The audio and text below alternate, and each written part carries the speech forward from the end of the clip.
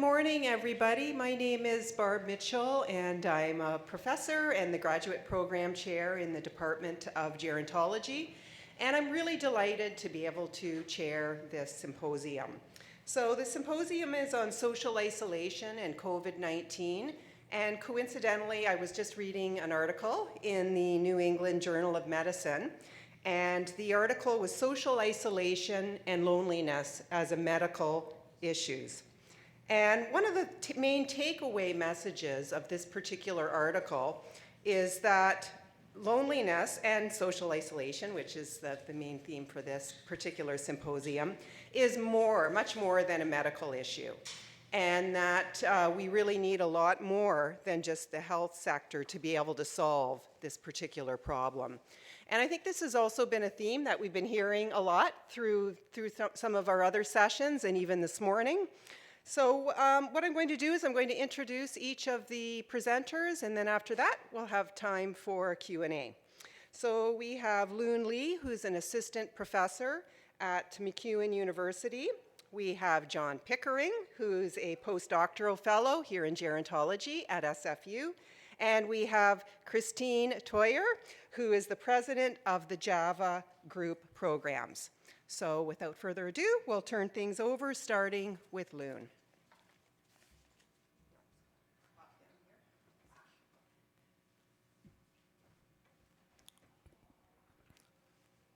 Hi everyone, my name is Loon Lee. Thanks GRC and Andrew invited me to present some of our study findings here, and Barbara forgot to introduce me as a former postdoc in GRC. I worked for GRC till last summer, so I feel very privileged to come back to present some of our work. So I will briefly introduce the family caregiving, social isolation, loneliness ideas, and then present 3 projects. 2 have been published. One we are currently working on, and we will have the Q&A at the end. So family caregivers, sometimes we know them as informal caregivers, unpaid caregivers, carer or care partner. And personally, I prefer family caregivers. I don't want to say people are informal caregivers. Some people feel offended that we are providing majority cares, how we are informal. So when regarding caregiving, there will be 3 situations most of us will fit. We are currently, or we have been working as a caregiver for our loved ones at home or in the communities. Or we expect we will be a caregiver supporting our aging parents, spouse, or siblings, or others. And the last situation is we will be the care receivers. We will receive care from our spouse, our children in the future. So this is how we understand caregiving is relevant to everyone. Most of us as caregivers in the future will support aging population. And in Canada, it is people are aging. I don't have to repeat the numbers here because everyone here knows it well. And the aging population per se is not the reason we have increasing demand for caregiving. It's different social demographic trends like aging in place. Like we have longer life expectancy, but we also live with different long-term health issues. And we have, for a long time, we expect female to be the caregiver. However, with the increasing labor market participation among females, we need more people to step up to take care of our family members. And there are more reasons. And older caregivers, more and more older adults become caregivers. So the number in Canada is among all the caregivers in 2012, there are only 12% of caregivers are older adults, but in 2018, this number increased to 20%. It's a huge increase, and this is a global trend, not just in Canada. In UK, in the United States, we all have observed this trend. And I hope you can remember the first points, we have 34% of spousal caregivers, 23 for parents, 20 for non-kin older adult, non-kin others, 14 for relatives, and 9 for children. Later, I will show you a different set of numbers, and we may have a misunderstanding of the situation for a long time. And older adult caregivers, they tend to provide a longer hour for their loved ones, and they are more likely to provide personal, intimate, emotional support that will lead to more caregiver burden. Caregiving outcomes, for a long time, we are quite focused on caregiver burden, mental health, psychological well-beings, and I'm one of them. My PhD dissertation is on mental health of caregivers. And I started to do research on social isolation after I joined GRC, working with Andrew. So I'm glad I picked this area now. So it's really important because we miss this piece in the caregiving outcomes for caregivers. And also there are some positive aspects of caregiving, and I'm not going to expand them here. So social isolation and loneliness, theoretically or conceptually, we can, they are connected, but they are not exchangeable. Usually we see isolation as objective, loneliness as subjective. So for a very long time, we measure them as two concepts. But in recent 20 years, particularly in the last decades, we are trying to develop models that integrate both social isolation and loneliness. So this gives us the opportunity, also challenge to how to understand the social isolation among caregivers. It's very, compared to the mental health or psychological well-being or caregiver burden, it's not easy to find information or literature evidence related to social isolation. I tried to do a very comprehensive review. So compared to non-caregivers, caregivers do report higher level of social isolation and loneliness. So the number can range from 20 to 85% because we use so many different measurement indicators to indicate social isolation or loneliness. And we can also see that because we have to spend time, energy on caregiving, we have to reduce our social connection, reduce our employment participation, and also reduce our social participation. So that's why lots of family caregivers feel lonely. And the risk factors, there are a lot. Most of them are related to the caregiving situation, the socioeconomic status of the caregivers. So, of course, the pandemic, since 2020, we have seen lots of news reports, research reports about how the pandemic per se, as well as the policy practice like social distancing, shutdown of nursing home, or provide support through online system, all increase the social isolation and loneliness among family caregivers. So gladly, we have the Canadian longitudinal study on aging give us the opportunity to do the study on social isolation and loneliness among family caregivers.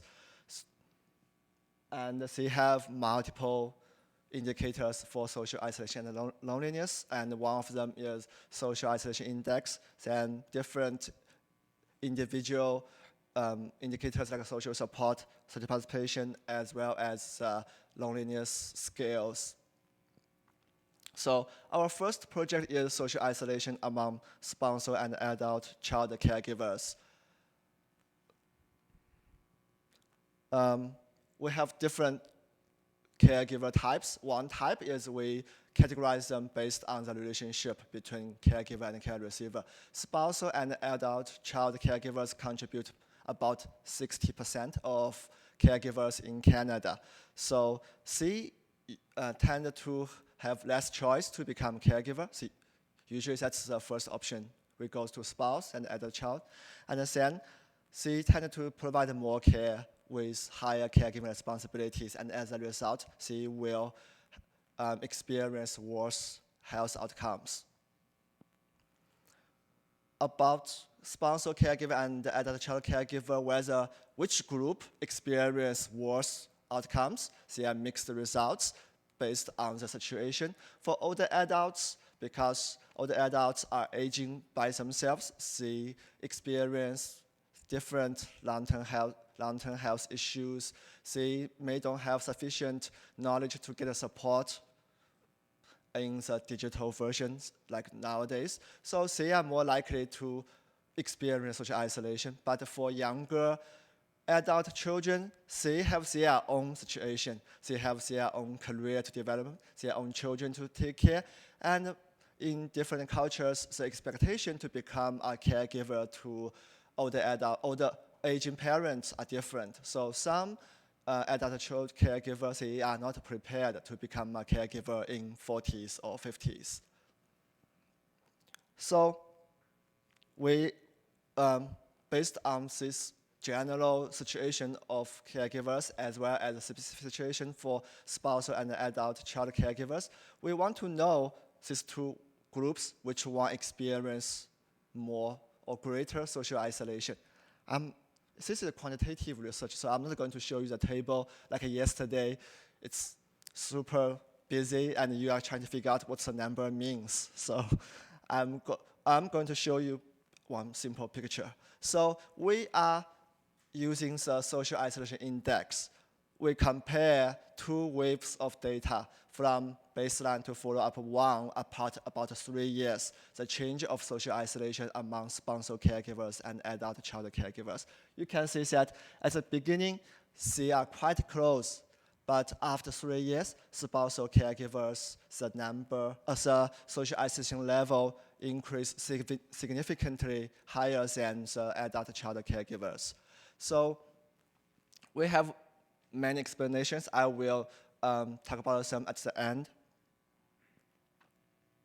Our second project is transition into the caregiver role among older adults. So based on the first project, we realized it's important to understand the older adults as caregivers. So I was checking the numbers.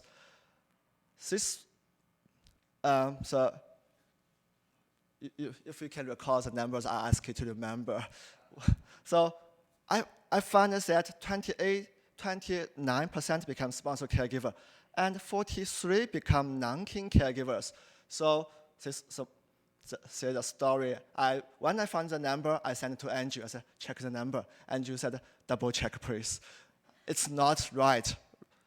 But I checked multiple times with different waves of data, transition into caregiving or the status of caregivers. It's true, non-kin caregivers are more than other type of caregivers.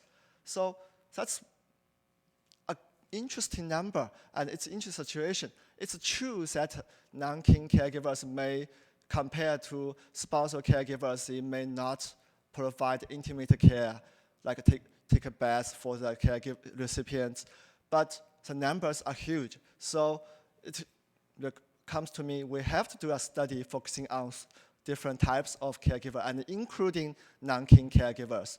So I also checked the literature. There are not much research on non-kin caregivers. Most of the study focusing on sponsor caregivers, child caregivers, like our first project. So I asked the research question, what is the difference of social participation, social support among these three different types of caregivers? So what I can find from the literature is sponsor caregivers compared to other type of caregivers, like non-kin caregivers or other family caregivers, they may receive more support because they are usually the primary caregiver and they have secondary caregiver. And lots of the spousal caregivers, they can receive support from their children or other siblings. But another group of researchers also mentions that spousal caregivers, they refuse to receive informal support or receive support from other people because they want to, first reason is they believe it's their marital commitment. They want to do it by themselves. Other is they want to protect their husband or wife. So you want to protect the privacy of the care receiver. So you don't want other people to come to the house to provide them some help, like take a shower or take them to the washroom for some cancer or dementia, or the people with cancer or dementia. So I want to know what is the change of social isolation indicated by social support or social participation for these three groups of caregivers: sponsor caregiver, other type of family caregiver, and non-kin caregivers. So you can see that for sponsor caregivers, their social participation level drop significantly. That's expected. For non-sponsor family caregivers, they are stable. For non-kin caregivers, also drop significantly over time. And I realized that non-kin family caregivers also take the social well-being toll after becoming a caregivers. It's easy to understand after I figured it out. So if someone usually go out with his or her or their friends, go grocery shopping on weekends for 1 hour or 2 hours, they are like, oh, I'm going out with my friends. I hang out with them to have a coffee. But one day, one of our friends diagnosed with dementia or cancer, we still want to take these friends to grocery shopping. But the relationship changed. We are no longer friends hang out. We are someone supporting our friends to do the grocery shopping. So lots of the non-kin caregivers start to think about the nature of the social activities change. They don't think this is social leisure activities. They change those activities into a more formal or informal caregiving activities. So that's one of the things I realized. And for social support over time, sponsor caregivers and non-sponsor family caregivers, the social support are stable. That's good sign. But for spousal caregivers, their social support level dropped quickly. One of the main reasons is sponsors are mutual support resource to each other. If one spouse is diagnosed with dementia or cancer or other diseases, then this spouse as a caregiver cannot receive one of the main support previously received for many years from another one. And also, like I have mentioned, some sponsor caregivers believe it is their own responsibility to take care of their loved one. So they may take all the responsibility by themselves. Based on the first and the second project, I realized it is important to do more study on sponsor caregivers regarding their social isolation or loneliness. And luckily, the third wave of CLSA is available, so I can do longitudinal study for the loneliness scale, which is available from the second wave. So I already finished this all the data analysis, and we are working on the whole project. And I want to make it more important because gender is an important thing when we are talking about senior care or caregiving. If you can look around in this room at your table, you will find that the gender issue is important in gerontology fields. So from the preliminary analysis, we found that isolation loneliness is much higher for female caregivers at the beginning, and the increase over time is significant, higher than the male caregivers. And I want to emphasize that the follow-up to data was basically collected during the COVID time. It's the data collection period is overlapping with majority of the time since 2020. So for social participation over time, we can also tell that it is dropping over time. And social support, females receive significant fewer support over time. This is one of the main reasons I think they are experience higher increase in loneliness over time. So to wrap up, it is important to focus on the sponsor caregivers because they take a great toll of health and well-being compared to others, and also more attention should be to the non-kin caregivers. This is a trend in Canada. More and more support are provided by friends, co-workers, neighbors. And also gender issue is a long-lasting issue we have to pay attention to. Thank you.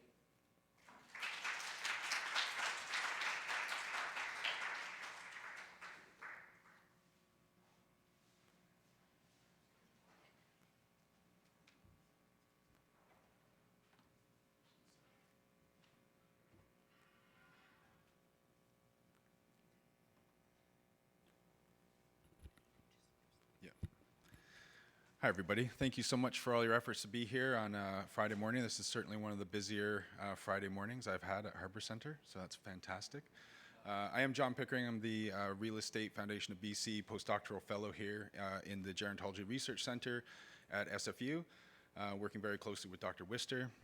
And today I'm here to talk a little bit about these rural dimensions of aging. Specifically, we ran a scoping review study.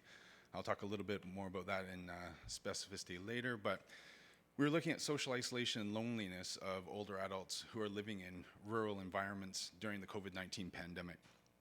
As Loon already kind of went through, and I'll kind of skip through this a bit, when we talk about social isolation and loneliness, just so we're all on the same level, one of the things we're really thinking about is this quantity-related aspect of social contact.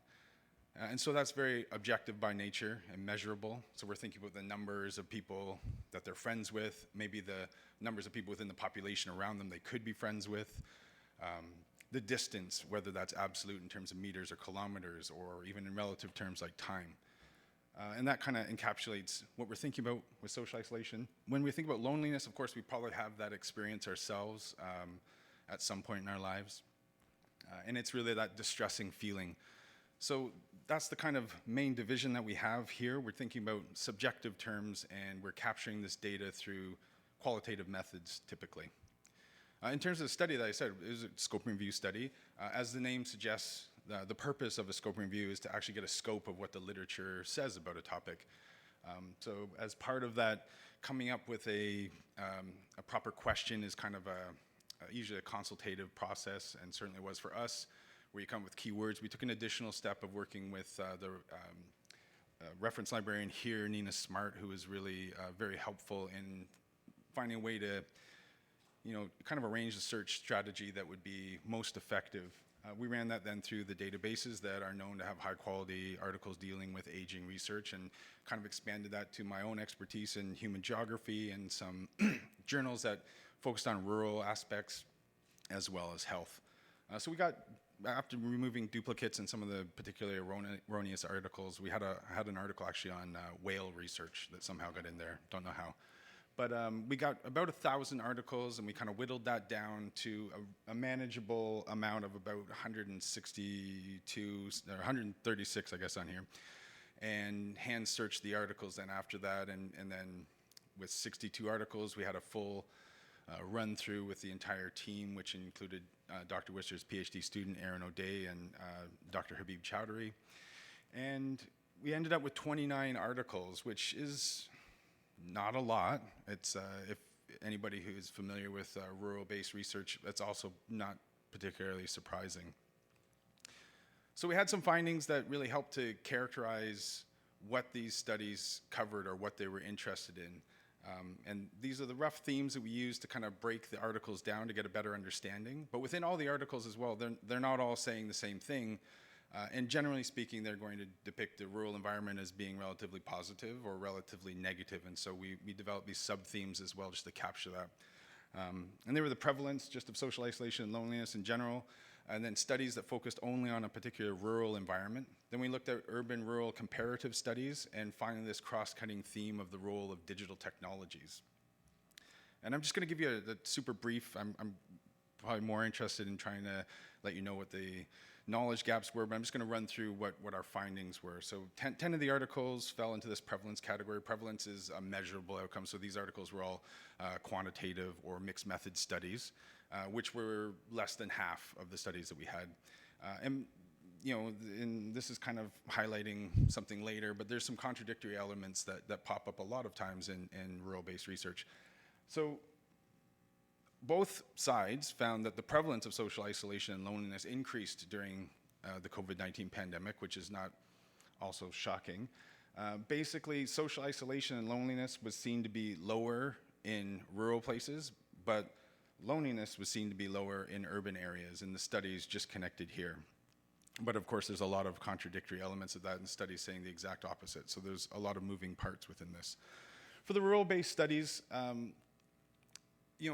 in terms of context, the pandemic arrived in rural places somewhat later than urban places, and that's an important thing to remember. So the people living in rural places were able to continue some normalcy of life as compared to urban areas where lockdowns came earlier and things like that. So social activities in the articles depicting a positive environment were seen to really mitigate the isolation and loneliness that people felt during the pandemic. And the one thing that came up probably more than anything else in terms of activities was volunteering practices of older adults. And that was the kind of social fabric that kept people together.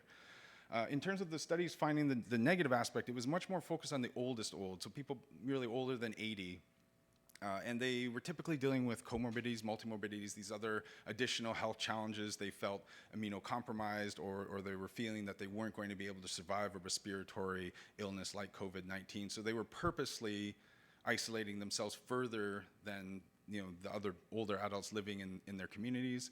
That led to further isolation, of course, but then also further and increased feelings of loneliness. For the comparative studies, something kind of similar going on. So many of the studies in this section really tried to highlight the close-knit social relations that people feel and depend on in rural environments.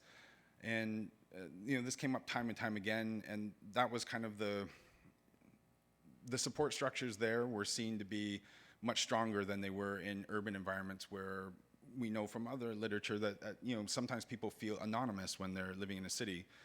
On the flip side, these studies that were depicting the negative experience were focusing on adults with some kind of mobility issue, sometimes physical, but a lot of times things like driving cessation came up. And so once people were unable to actually physically leave the places that they were and go somewhere else, that isolation ended up being a much more negative effect for them. And finally, the last theme here was this role of digital technologies. And this was surprising, for sure, based on common understandings. But in rural areas, the older adults were, in comparison to rural places, they were much less reluctant and much quicker to adapt and shift to using digital technologies. And this included sometimes using video conferencing that became very popular in time, and jumping on a Zoom with family members and extended family members. And also just video calls with Skype and FaceTime, and social media accounts increased. So this was kind of unexpected. The negative side was more comparative with urban environments, and saying that, well, maybe the desire was there, but the digital infrastructure was lacking, and that limited some people's abilities. There's also some low levels, like low tech technologies that were in place as well. That was primarily in lower middle income countries, and we'll talk a bit more about that later. But they used land-based telephone calls to maintain connections. And they also even used radio programs in some places, specifically I think in Nigeria, to help to inform people more about the specific things going on, not only in cities, but also in rural places for them. Okay, so in terms of the knowledge gaps we found, I'd be completely remiss not to just highlight the obvious kind of elephant in the room, that there is a paucity of rural-based research out there in this context and many others. This is, of course, echoed in literature, it's echoed in databases. The Canadian Longitudinal Study of Aging is a fantastic and amazing source of data, an incredible tool. But most people live in urban environments, and when researchers go to do research, it's much easier to go to a place where there's lots of people. So there's some inherent challenges there. I think the reason why it's important really is that we know that rural residents tend to be older. Younger people seem that are born in rural places tend to leave for urban centers and opportunities. Healthcare resources in the context, say, of Canada, they're distributed, based on trying to get the most bang for the buck kind of idea. So you need a certain population size to have certain healthcare options in places. And of course, even in the for-profit model, like in the United States, they're looking to get clinics or places as close to people as possible. So they tend to be in urban centers. And it was highlighted a little bit earlier, social isolation and loneliness tends to be exacerbated by additional challenges, and these are connected with age, so it's all one big thing. As a human geographer, I feel this inherent challenge in rural-based research. Looking at the pictures, you have North America, that's actually Iceland, Asia and Africa depicted, and these are all rural areas in places that were in the studies, but they're all very different. And of course, no universal definition of rural or rurality exists, so how do you do this? In the context of our study, we took the authors, they were using their definition where the studies took place for rural, and so we included them based on that criteria. And the second part here is that rural research tends to be somewhat contradictory, probably to do with the fact that it's a limited size, so it's easier to have a focus on one specific thing in one place than another, and you get this kind of contradictory thing going on. Older adults are at risk in this situation. In this one, they're very resilient because of living in a rural environment. In the context of COVID-19 and isolation in particular, that isolation, the natural isolation of fewer people saved people in rural environments, but then being isolated caused this increase in loneliness that had all these deleterious and negative kind of health effects. So it again, not overly surprising, but it was certainly echoed here.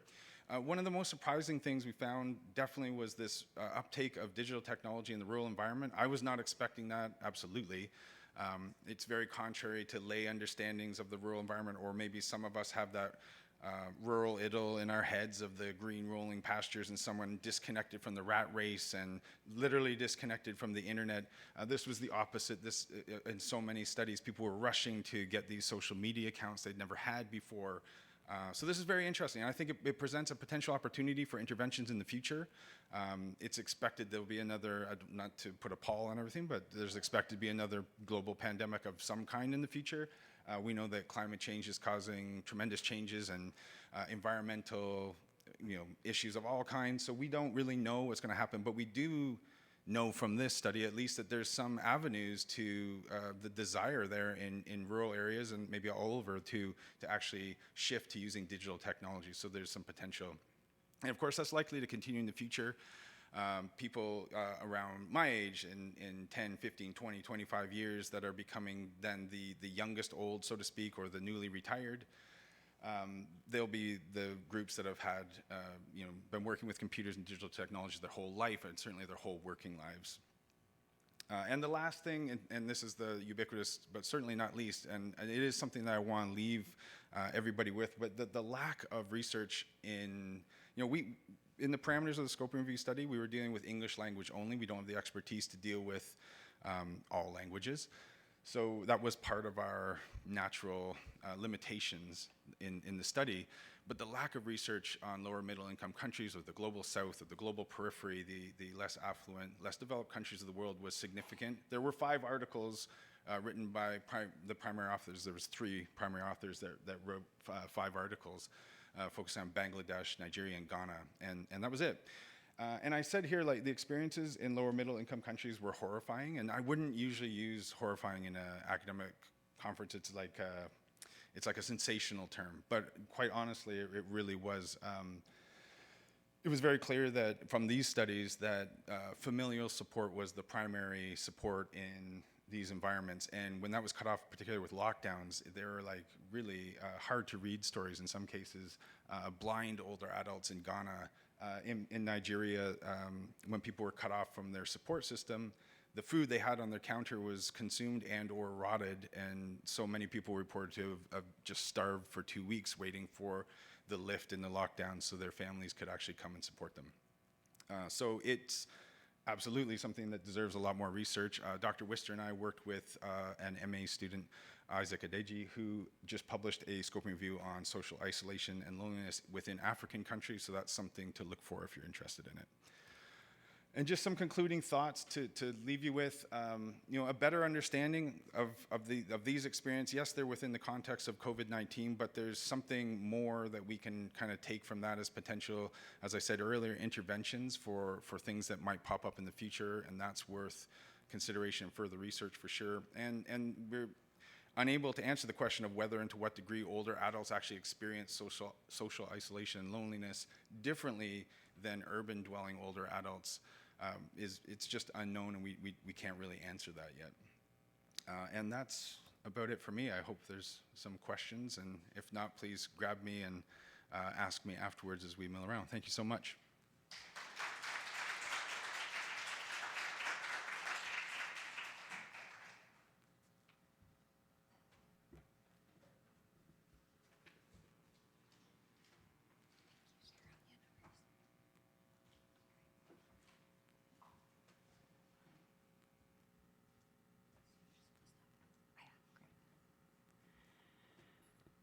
Thank you so much. So my name is Christine Toyer, and I'm founder and president of Java Group Programs.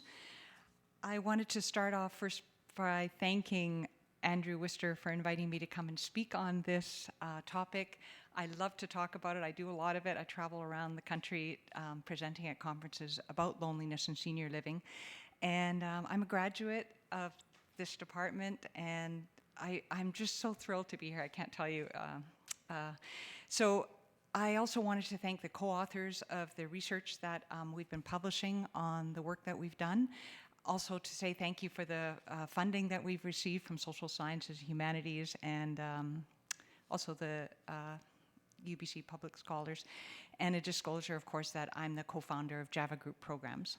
So just this past month, the US Surgeon General, Dr. Vivek Murthy, I hope I'm saying his name right, released a much discussed report calling loneliness an urgent public health concern. And I'm sure many of you saw this report. He wrote in this report that when he first was appointed in 2014, that he didn't think that loneliness was a problem. He wasn't really aware of it. But then he went on this cross-country listening tour and talked to older adults in the US. And he says, social connection is a fundamental human need. It is essential to survival as food, water, and shelter.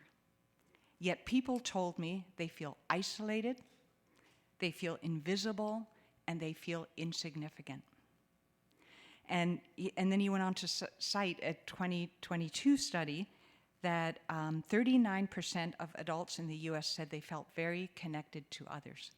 That means that over 60% do not feel connected.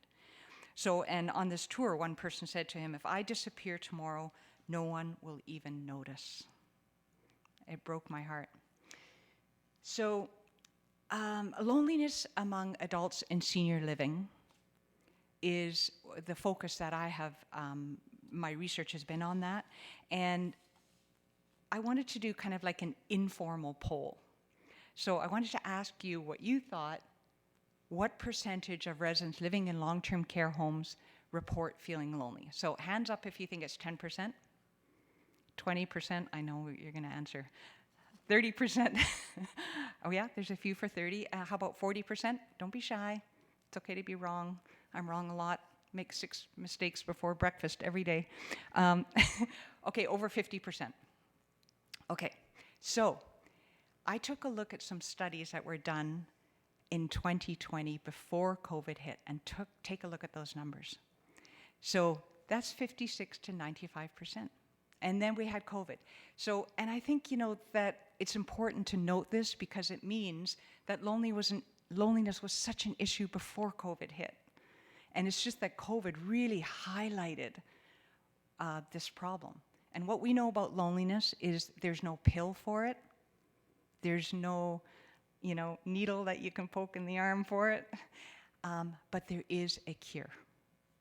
So I wrote about this issue in 2015 along with my co-authors, and we called this article "The Need for a Social Revolution in Residential Care." and it's free to download, so feel free to look it up. And we talked about this relentless diet that we have of entertainment and distraction. And I'm talking about things like bingo, bus trips, bowling, movie nights. You know the agenda, right? That's what you see. If you look at any social agenda in a home, you'll see those same things. And meanwhile, residents are starving for real, meaningful connections with one another. And so in this paper, we talked about a model of resident-to-resident peer support and peer mentoring. So the Java project is a model that we're proposing, and in the work that I've been doing, we have 3 programs. One is called the Java Music Club, one is Java Memory Care, and one is Java Mentorship. And in my master's work here, we studied the first program, the Java Music Club, and I remember Andrew asking me, why Java music? You know, why did you call it that? And Andrew Sixsmith said, I know exactly why she called it that. And it's really a way to bring people into the program. If we called it a non-psychological, therapeutic, social, support, nobody would come, And so we called it Java, but just referring to coffee, not the software. And music is just a bribe to get people to come in. But it's a peer support group. And the Java Memory Care program I'm going to talk about, and the Java Mentorship, and I'll show you how they all tie together. So the Java Music Club is really the first standardized peer support group for senior living. Now, there are peer support groups out in the community. There's lots of them. The Cancer Society uses them. The Alzheimer's Society uses them for people living with early stage dementia. But this program is unique because it is a standardized program that uses this combination of music, photography, quotes and readings, music. Oh, I said that already. A talking stick. So when I'm sharing, I hold the talking stick. When it's your turn, I pass it on to the next person. And because it's standardized, it means that it's scalable. So there's a step-by-step guide that the staff follow, and so that it's really easy to learn how to do the program. We piloted the program in British Columbia here with 3 communities, and then we started implementing it in other communities, a few hundred, and then some staff said to me, I wish we had something like this for people living with more advanced dementia. And they were adapting the program the way it was, and so we came up with a second program called Java Memory Care. And this program is like the Java Music Club, but it is very focused on people who are nonverbal, who are living with more advanced dementia, not able to communicate as well.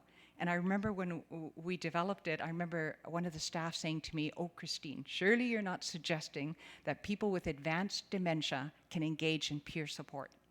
And I said to her, not only can they do it, they're magnificent at it. And one of the reasons for that is that as their cognitive levels go down, their emotional sensitivity does the opposite. It goes way up, and they become really highly attuned to the energy that is around them, the emotional energy. And so this program was linked to the other programs so that a senior living home could implement both programs at different times.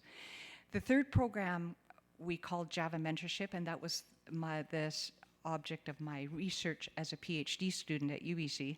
And this is a different approach. So this is a third program that a home would implement, and it would take a group of residents and volunteers if they had them available, and they would take a look at who's lonely and isolated in our community, who used to come to things, who stopped, who's just back from the hospital, who's just lost a spouse. And they received 26 education modules and to learn how to be a great mentor. So when you go and knock on the door of a fellow resident, your peer, what do you say? What do you do if they don't talk much? What do you do if they burst into tears and they're grieving? How do you support them without smothering them and mothering them? And then they go out and visit, but they don't go alone, they go in pairs. So it's a different kind of a model. If you think of the peer support groups in place, so Java Music and Java Memory, and then if you add the third program, the mentoring, then you've got this loop of peer support and peer mentoring going on. So once they having residents in pairs go and visit is so much stronger, because I've worked in senior living for many years, and even my best and most loyal volunteers would give up after a while of visiting people because they're not the social butterflies.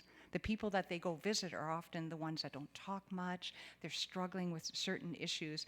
And so when you pair them up, you give them some education, then they feel more confident when they go knock on the door, and they know what to say and what to do when they get in there. And also, because there's two of them going in the room, then if one connects better than the other with the resident they're visiting, then it's just a better situation all around. So we did some study with the Research Institute for Aging in Ontario and a group of homes called Schlegel Villages, and we had 10 of them participate in this study. They had implemented Java music, some of them had Java memory, and then we added the mentorship program to the mix to see what would happen.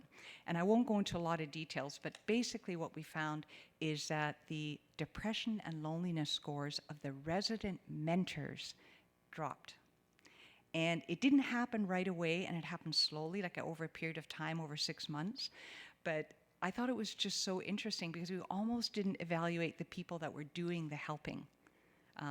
But we did in the end, and I'm so glad, because that's what, this idea of helping others helps us as well. So, and we saw that in our research.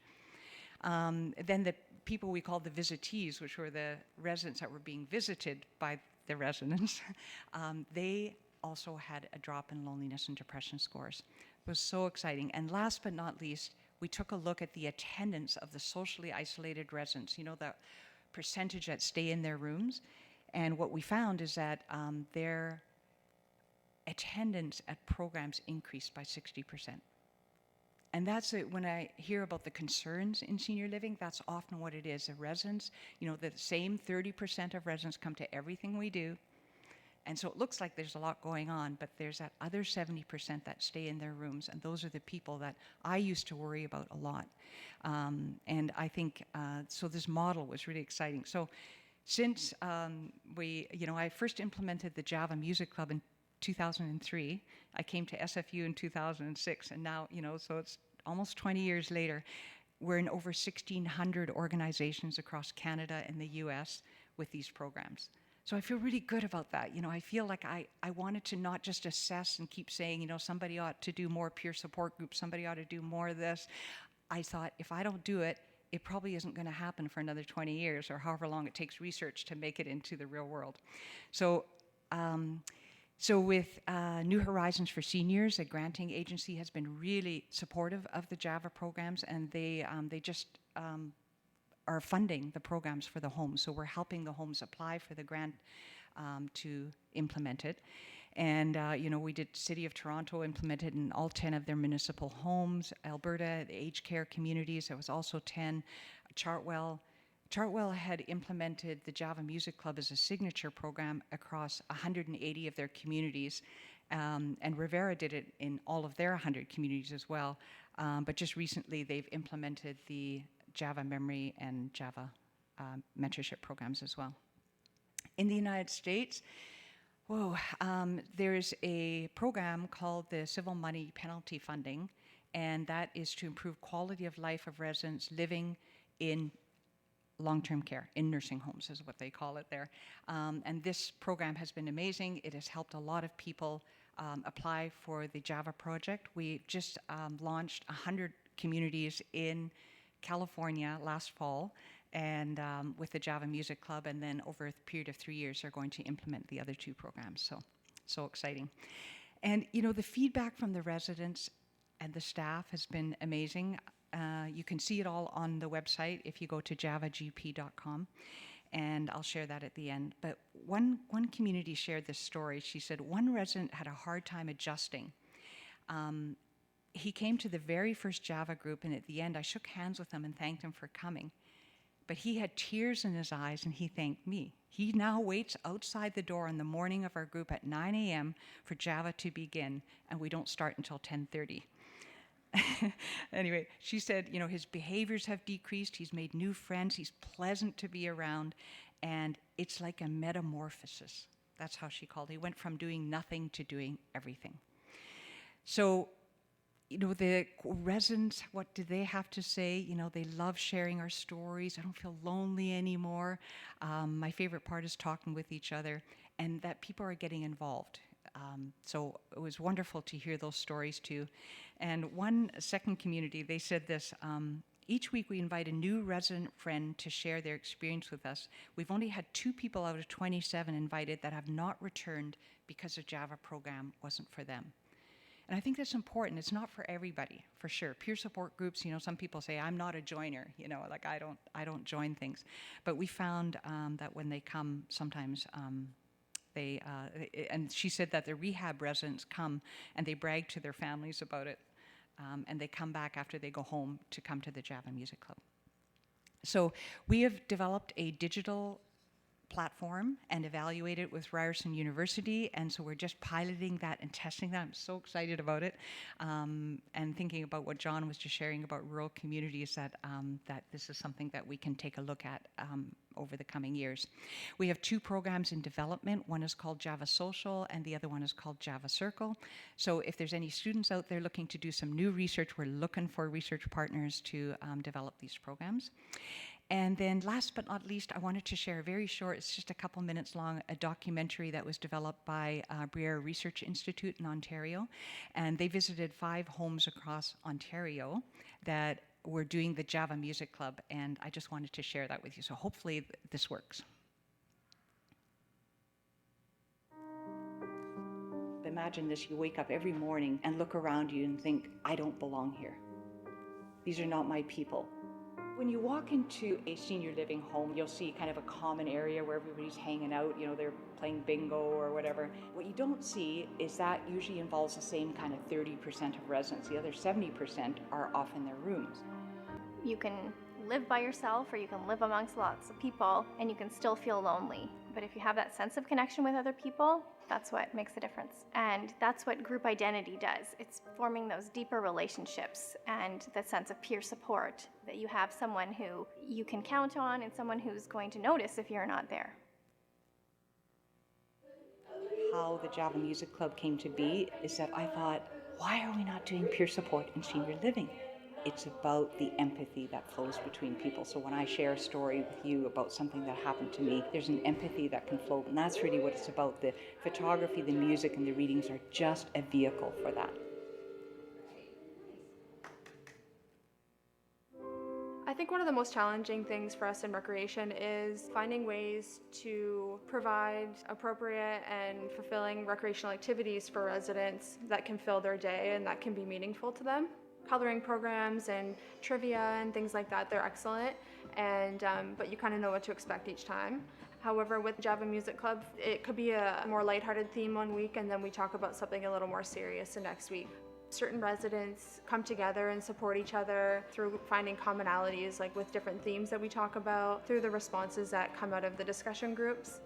I wasn't really expecting that they would share so deeply and intimately, but we had one resident who was sharing about her stroke, and she's no longer able to walk, and it's a struggle for her. Some of the other residents also shared that they too had a stroke at one point, and they're also working on it. So it's just for her to know that she's not alone. There are others like her, and they're also working on the same struggle. So I think that was important for her. Probably a month after I moved in, they came and asked me about the Java Music Club.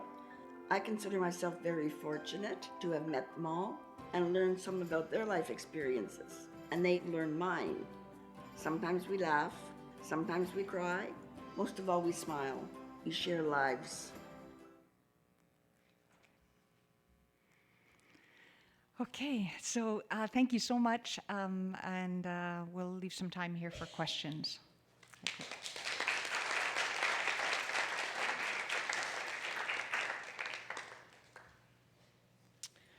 Thank you. Those were terrific presentations, everyone. So we have just under 20 minutes for questions, comments, discussion. So I don't know who was first there. Shiraz, maybe?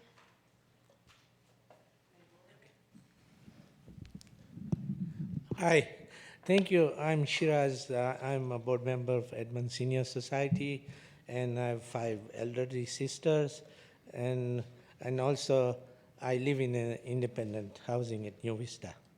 So I'm glad you mentioned all the programs. But I wonder about the language. You know, we talk about independent housing, and yet if you look at the independent housing, there are quite a few people. I mean, loneliness and isolation is very dominant. And as you said, some of the people die in their rooms for 5 days or 10 days, nobody knows. And I was wondering whether this term independent living should be called isolation living, or because at least in care homes, there is somebody who will know when you die within 24 hours. But in the independent living, there is no programs for challenging. We are just trying, as a board member, there are bus trips I go, and also I see the bingo. But in the bingo and bus trips, people don't talk to each other. They sit in the bus and they might play bingo, but they have to focus on the numbers. And socialization is very limited, if at all. So I wondered in terms of how much, even with my sisters who are in their 80s, my nephews and nieces always pushing, oh, you should use it or lose it, you know. And yet there is a limitations in our aging process where we can't do something, whether it's a cell phone and so on. So my question is, how much is loneliness and isolation really pushed by the institution through the language of independent living and so on? And my second question is, I've been reading about these robotics partners who are being introduced in Denmark and other countries, I don't know how much here. And what do you think about the robotics caregiver, or the robotics humans being, and pets as well, used to create the sisterhood or brotherhood or caregiving? Thank you. Am I clear? Eh? The question. Thank you. Thank you. Those are excellent questions. To your first question about independent living, I'm not sure if you're referring to, retirement homes and independent living, or if you're talking about people living alone in their apartments. I'm living independent, alone in the apartment. Alone in their apartments. Okay, not in what they call independent living. And okay, so that's a really important question, and we've been working on this digital platform for that very reason. Ideally, have people come together in person. That is always the best. And that kind of refers a bit to about your question about robotics, is that the person-to-person contact is the best. And groups are the ideal, I think. Because people in groups, and that's, the research backs this up, that when people meet together in a group, they connect more. That empathy, that sense of community builds. And so, that's why we're trying to do the digital platform of being able to get somebody who lives alone in their apartment to be in a group digitally online, and then eventually get them into an in-person group, working with senior community centers to set up that kind of a structure. But it's slow going. What I found in my own personal experience is that it's really challenging. It's much, much harder, you're right, than having it in a senior living community where we already have paid staff who can facilitate these groups and make them happen easier. And, the question about the robotics, I don't know that much about it, but, I mean, I go to a lot of conferences, and so for a long time we saw the robotic seal. I don't know if you have seen that too, and then, see people with dementia with their walkers walking around with this seal with these huge eyes walking around. And, this is true that I wrote an article actually about this called social snacking, this idea that, you can get comfort from stuffed animals and things like that. And, I have some stuffed animals myself. But there's no replacement for in-person connection. And so, I'm such an advocate. Peer support groups, you don't have to have Java to do a peer support group. Anybody can do them. But the problem is that they fall apart easily unless you have a structure in place. So when the staff leave, or when whoever leaves who's the advocate of that peer support group, they fall apart easily. So that's why I say we need structure, and it needs to be standardized, which is what Chartwell across Canada has done. The Java Music Club is in every single one of their homes. Are they all run the same? Are they all perfect? No, but at least it's standardized. Did you want to add anything? Okay. Since Christine mentions a robotic cell, I actually visited the research institute and the designing center in Japan several years back. They have lots of design for those robotic cell. I don't think they mean to replace personal contact. They are trying to use those robot or the cell to give the reaction to the older adults with dementia, so they can pet them and get some feedback from the robotic cell, so this can work to help their brain function better. So that's the main purpose, I believe. And they have a lot different. I don't know whether we can call them stuffed animals, but a lot of versions, different types of animals, very soft. I try lots of them during my visitation, but it's really interesting. And also another project now, unfortunately Lilian is not here. Lilian is another researcher in UBC.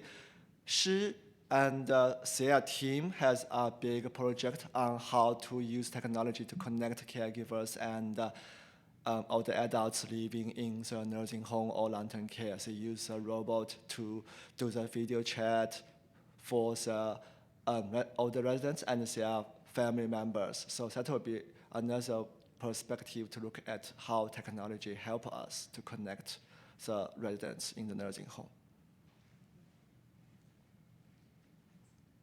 Hi, thank you all. That was amazing, really great to hear you. Christine, you know I love you, and your work is amazing. My question for you is about groups versus individual connections. So I'm interested in I'm hoping my research will be around the function of groups as a social support.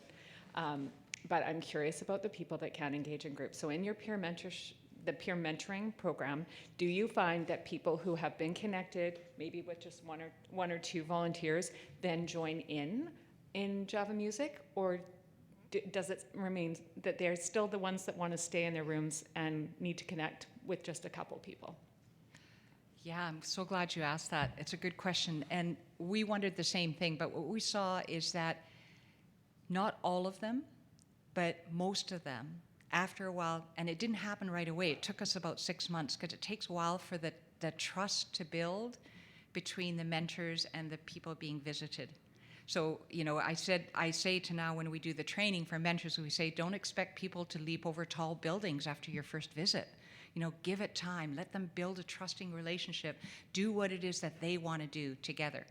And then when the trust comes, then you say, you know what, I'm going to this kind of Java thing that we go to, and we hang out and we drink coffee, and why don't you come with me? And then they'll come. So if you think about it, and there's a new article that just came out about it, that a friend is the person that will coax you to go to something you would never normally go to. So if a friend invites me to go to something and I'm going, I don't know, but my friend asked me, and so then, that's why this idea about building meaningful, deep friendships is so important. It is really the cure for loneliness. That is it. So thank you. It's a great question. Hi, my question's for John. I'm a PhD student in the department, and I'm from the East Coast, not Ontario, but family in Newfoundland and Nova Scotia and New Brunswick. And if you know anything about the Atlantic provinces, they're predominantly rural. And if you've spent any time there, though, you know that there's an incredible community in between and within provinces. It's a really unique gem in Canada. And I'm just curious, when we talk about the older population, we don't always acknowledge that our largest concentration in Canada of older adults is actually in the Atlantic provinces. So I'm just wondering if the Atlantic provinces had any unique features in your research on rural isolation. Yeah, thank you. Yeah, thanks for that. I don't think any articles actually focused on Atlantic Canada or the Maritimes. I have my own experiences there, and it is one of those places where everywhere you go, people are just so friendly and kind, and you can feel that close nature. I actually met my wife there, but yeah, she's from the UK. Another story. You can ask me about that anytime as well. But Yeah, I mean, I think, again, going back to the aspect of rural-based research, there's just so much that should be studied. And in fact, when you think about it, that's a group of people that would probably be really amenable to, hey, would you participate? Probably they would, and bring all their friends and family members and everything, right? So maybe we should collaborate on a plan, yeah.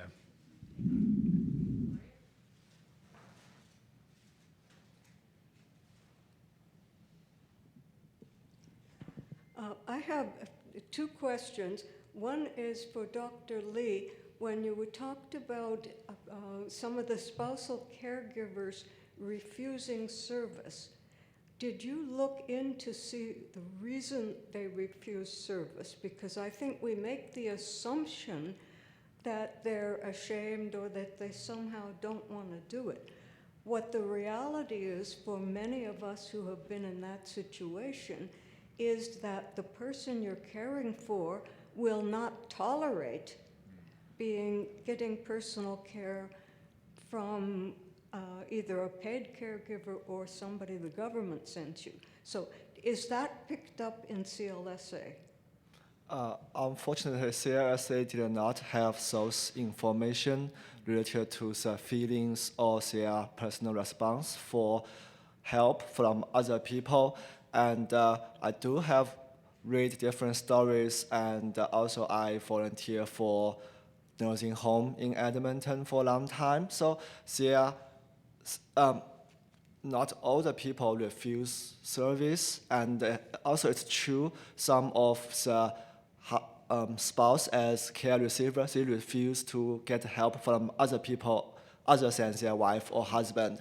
That's true. And also another thing is we need more funding to provide home care for those people with cancer or dementia to support their spouse or partner. Because, for example, in Edmonton, one of my neighbor, her husband was diagnosed with cancer, and in order to get the support for her as caregiver, the waiting time is half a year. So sometimes it's their personal reasons, sometimes that is system institutional reasons. And I do understand CLSA has its limitations. That's also why sometimes we have to do the local community-based analysis. Yep. Okay, and my second question is for Christine. It's been really, really, really neat to watch what you've done with this program. And, somebody commented yesterday that one of the things that is a problem in this country is we have one-off really good service and demonstration projects that never get scaled. So can you tell us a little bit more about the business side, how you made this into a business, and also, what does it cost for a facility to implement your program?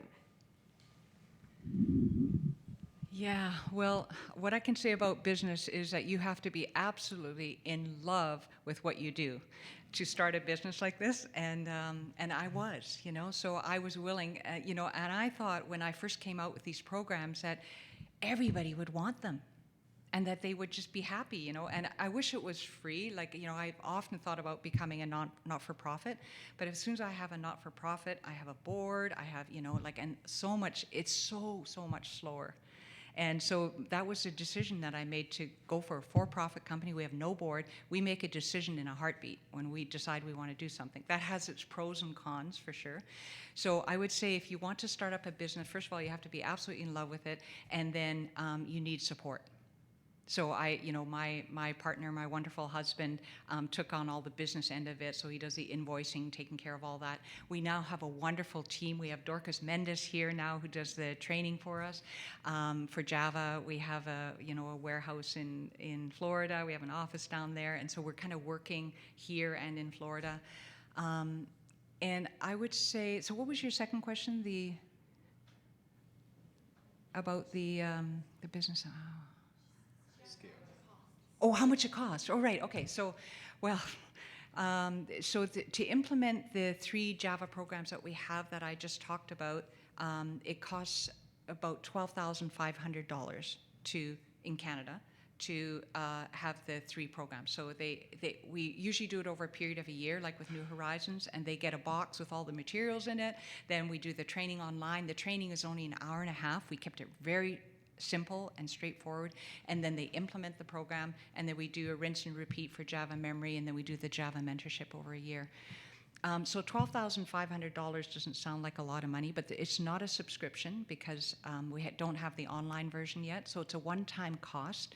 And I always say to people, you know, you pay that for a table and 4 chairs and don't think twice. So, but it doesn't matter. The logic just doesn't transcend, you know. So that's why the funding that we've been receiving with New Horizons and the Civil Money Penalty Fund in the United States has been a part of it.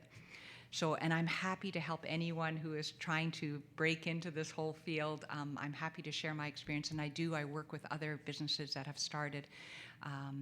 And you really need the support in place because it's a long haul. Like it's taken us till now to really get you know, legs under this project to get it moving.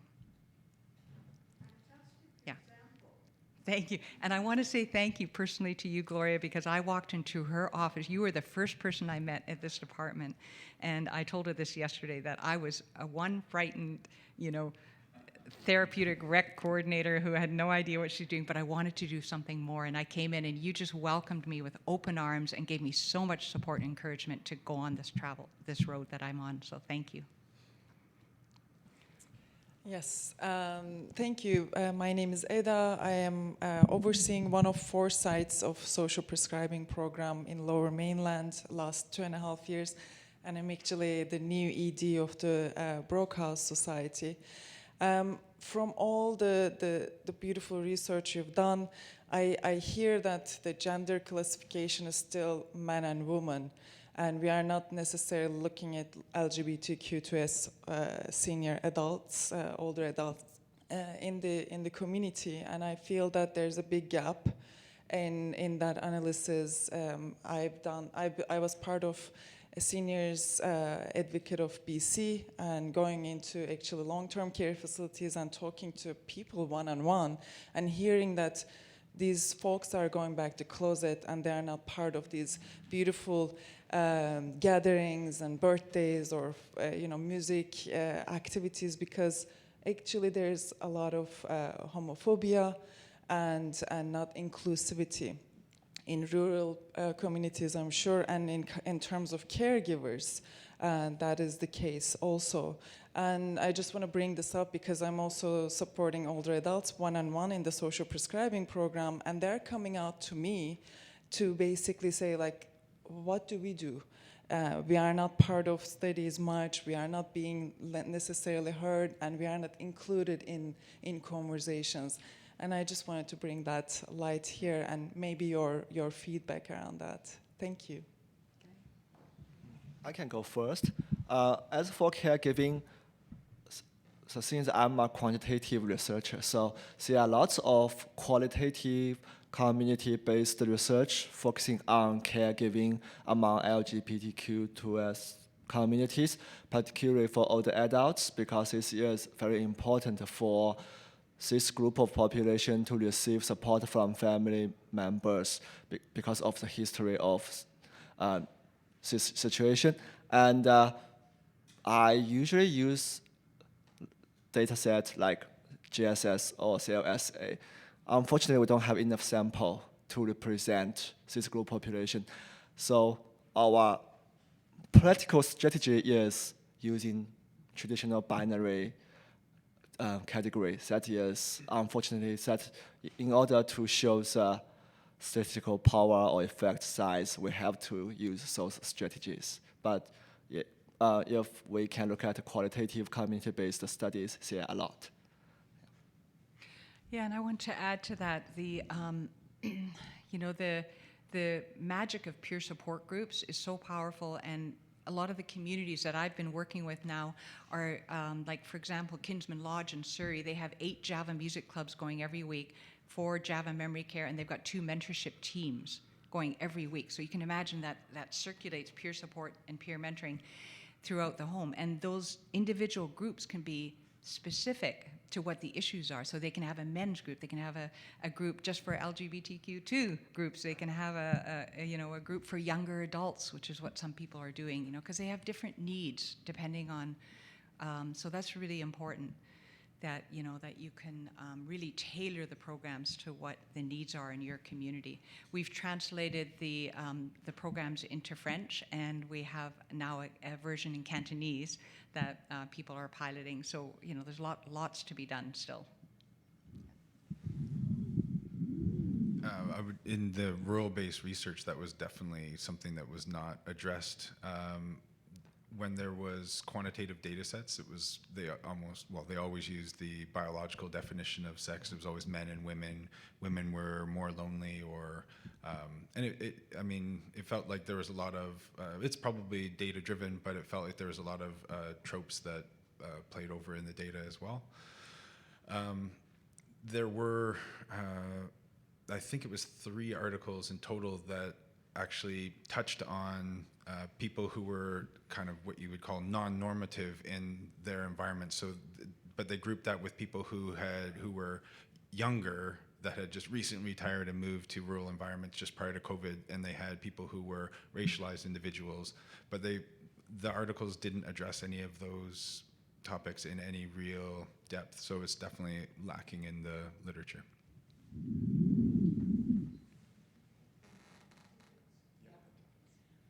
All right, so I note that it is time for lunch, everyone. So just a reminder, you do have those food vouchers in your name badge for the food court downstairs. So we'll reconvene at 1 o'clock. But I would like to thank the presenters again for those great presentations. They were very interesting and dealing with an incredibly important topic area. So thank you once again.